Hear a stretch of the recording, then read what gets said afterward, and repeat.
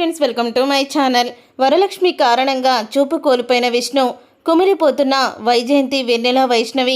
నిజంగానే వరలక్ష్మి కారణంగా విష్ణు చూపు కోల్పోయాడా? అసలు ఇదంతా ఎలా జరిగింది అని మీరు తెలుసుకోవాలనుకుంటే వీడియోని తప్పకుండా లైక్ చేసి ఛానల్ని సబ్స్క్రైబ్ చేసుకొని పక్కనే ఉన్న గంట సింబల్పై ఆల్ అని క్లిక్ చేయండి. ధర అయితే నిందని తన తల్లి మీదకి నెట్టేస్తుంది. ఇక నెట్టేసి ఎలాగైనా సరే విష్ణుకి విషయం తెలియకుండా చెయ్యాలి, లేకపోతే విష్ణు నన్ను చంపేస్తాడు అని ధర అయితే వైజయంతిని విష్ణుకి చెప్పొద్దని బతిమలాడుతూ ఉంటుంది. ఇంతటితో ఈ గొడవ అయిపోయింది. ఇక ఎవ్వరూ కూడా ఈ గొడవ గురించి మర్చిపోండి అని అంటూ ఉంటుంది. వైజయంతి అయితే ఒక మనిషిని చంపాలని చూసి ఈ గొడవ మర్చిపోండి అంటే ఎలా మర్చిపోతామమ్మా? అయినా అన్నయ్యకి ఖచ్చితంగా ఈ విషయం చెప్పాల్సిందే. అన్నయ్యని అపార్థం చేసుకొని వీళ్ళు అన్నయ్యని ఎన్నెన్ని మాటలు అన్నారో. వెన్నెల అయితే అన్నయ్యని కొట్టింది కూడా అని అంటూ ఉంటుంది. నందిని అయితే అప్పుడే ఇక ధర అయితే నందిని అంత పని చెయ్యొద్దు, మీ అన్నయ్యకి తెలిస్తే నా కడుపులో బిడ్డకి కూడా మంచిది కాదు, నాతో పాటు నా బిడ్డ కూడా చచ్చిపోతుంది అని అంటూ ధర అయితే నటించేస్తూ ఉంటుంది.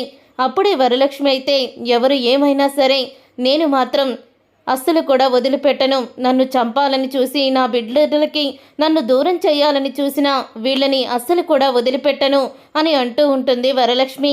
అప్పుడే ఇక వరలక్ష్మి అన్న మాటకి ధర అయితే వరలక్ష్మిని కూడా క్షమాపణ అడుగుతుంది. అప్పుడే చిన్న అయితే వదిన, అన్నయ్యకి విషయం తెలిస్తే కడుపులో ఉన్న నా బిడ్డ కూడా చనిపోతుంది, దానికి బదులు నన్నే చంపేయండి, నా బిడ్డకి ఏదైనా అయితే నేనే చచ్చిపోతాను, చెప్పండి వదిన, ఎందుకు నన్ను నా బిడ్డని చంపేస్తారా, లేకపోతే ఈ విషయాన్ని ఇక్కడితో మర్చిపోతారా? ఈ ఒక్కసారికి తప్పైపోయిందని క్షమించండి వదిన అంటూ చిన్న అయితే బతిమలాడుతూ ఉంటాడు ధర గురించి. అప్పుడే ఇక చిన్న బ్రతిమలాడడం చూసి ధర కూడా షాక్ అయిపోతూ ఉంటుంది. ఇక వరలక్ష్మి చిన్న బాధను చూసి తట్టుకోలేక ఇంకోసారి ఇలాంటివి జరిగితే మాత్రం ఊరుకునే ప్రసక్తే లేదు, నేనే నిన్ను గొంతు నులిమి చంపేస్తాను అని అంటూ ఉంటుంది. వరలక్ష్మి అయితే ఇక లోపలికి వెళ్ళిపోతుంది.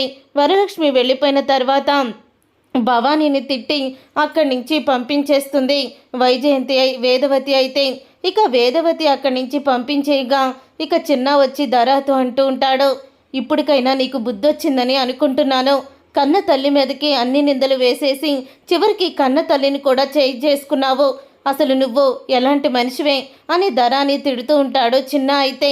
అప్పుడే ఏంటి ఇప్పుడు వరకు ఏమో పెద్ద ప్రేమ కారిపోయినట్టు నటించేసి ఇప్పుడు లోపలికొచ్చి తిడుతున్నావేంటి అని అంటూ ఉంటుంది ధర అయితే.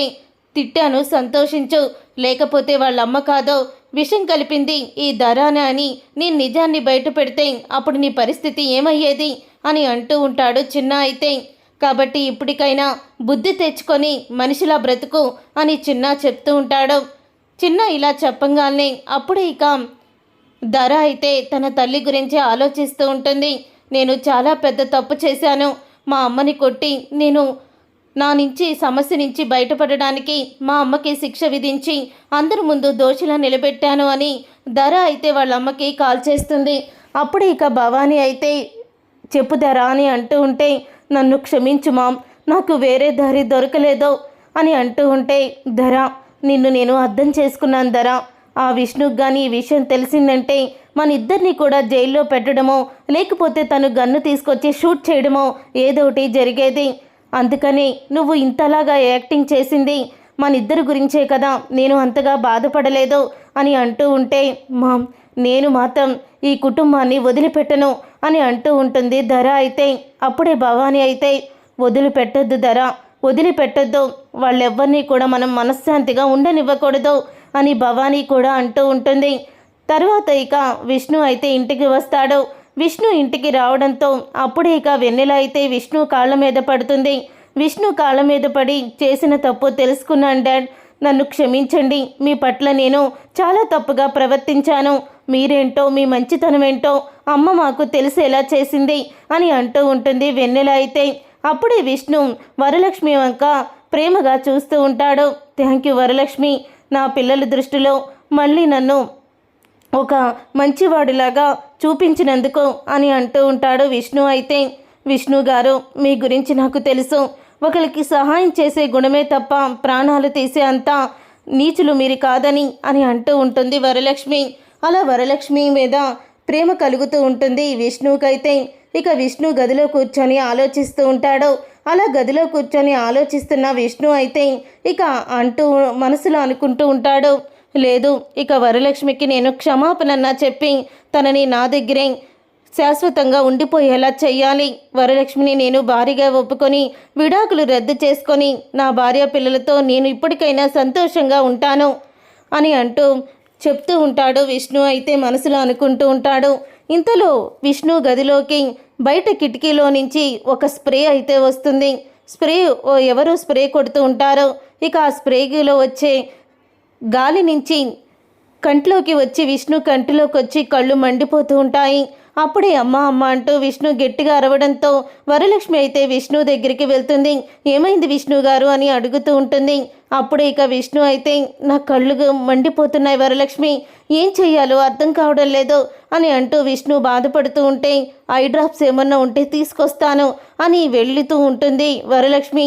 అప్పుడే ఇక ఐ డ్రాప్స్ టేబుల్ మీదే ఉంటాయి. టేబుల్ మీద ఉన్న ఐ డ్రాప్స్ని తను చూసి చదివి ఇవి ఐ డ్రాప్సే అంటూ దగ్గరికి వచ్చి వరలక్ష్మి విష్ణు కళ్ళల్లో డ్రాప్స్ అయితే వేస్తుంది.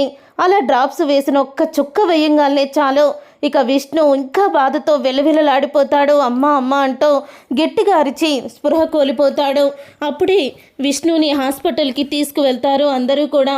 విష్ణుని హాస్పిటల్కి తీసుకువెళ్ళడంతో విష్ణుకి ఏమైంది, ఎందుకు అలా కంటిలో మంట అని విలవిలలాడిపోతున్నాడు అని అందరూ కూడా టెన్షన్ పడుతూ ఉంటారు. అప్పుడే ఇక డాక్టర్ అయితే విష్ణుని లోపల చెక్ చేస్తూ ఉంటారు. విష్ణుని చెకప్ చేసి డాక్టర్ అయితే బయటికి వస్తాడు. బయటికి వచ్చిన తర్వాత అతనికి ఐ డ్రాప్స్ వేసింది ఎవరు అని డాక్టర్ అయితే అడుగుతూ ఉంటాడు. కళ్ళు మంటగా ఉన్నాయని నేనే ఐ డ్రాప్స్ వేశాను డాక్టర్ అని వరలక్ష్మి చెప్తూ ఉంటుంది. నువ్వు వేసినవి ఐ డ్రాప్స్ కాదమ్మా, అది ఒక కెమికల్. ఆ కెమికల్ యూజ్ చేయడం వల్ల ఆయన శాశ్వతంగా చూపుని కోల్పోయాడు అని అంటూ గుండె పగిలే నిజాన్ని బయట పెడతాడు డాక్టర్ అయితే. అది విని ఒక్కసారి వేదవతి అందరూ కూడా వరలక్ష్మి షాక్ అయిపోతూ ఉంటారు. ఇక వరలక్ష్మి అయితే డాక్టర్ ఏం మాట్లాడుతున్నారు మీరు, ఆయన చూపు కోల్పోవడం ఏంటి అని అంటూ ఉంటే అవునమ్మా ఆయన చూపు కోల్పోయాడు, ఆ డ్రాప్స్ వల్ల ఆయనకి కళ్ళు పోయాయి అని డాక్టర్ అయితే చెప్పడంతో వరలక్ష్మి కుమిలి కుమిలి బాధపడుతూ ఉంటుంది. నిజంగానే నువ్వు నాన్న కళ్ళు పోవాలని అలా చేసావా అమ్మ అంటూ పిల్లలిద్దరూ కూడా వరలక్ష్మిని అడుగుతూ ఉంటారు. అది విని ఒక్కసారే వరలక్ష్మి కుమిలి కుమిలి ఏడుస్తూ ఉంటుంది. చూశారుగా ఫ్రెండ్స్, రాబోయే కథలో ఖచ్చితంగా ఇలాగే జరగబోతుంది. మరి వరలక్ష్మి కారణంగానే విష్ణు చూపు పోయిందా, లేకపోతే ఇది కూడా ధర కుట్రేనా అనేది రాబోయే కథలో తెలుసుకుందాం. ఈ వీడియో కనుక మీకు నచ్చినట్లయితే లైక్ చేయండి, షేర్ చేయండి, కామెంట్ చేయండి. వంటలక్క సీరియల్ అప్కమింగ్ ఎపిసోడ్స్ని టీవీలో కన్నా ముందుగా చూడాలనుకుంటున్నారా? అయితే వెంటనే ఛానల్ని సబ్స్క్రైబ్ చేసుకొని పక్కనే ఉన్న గంట సింబలపై ఆల్ అని క్లిక్ చేయండి. అప్పుడే మేము పెట్టే ప్రతి వీడియో మీరు మిస్ కాకుండా చూసేవచ్చు.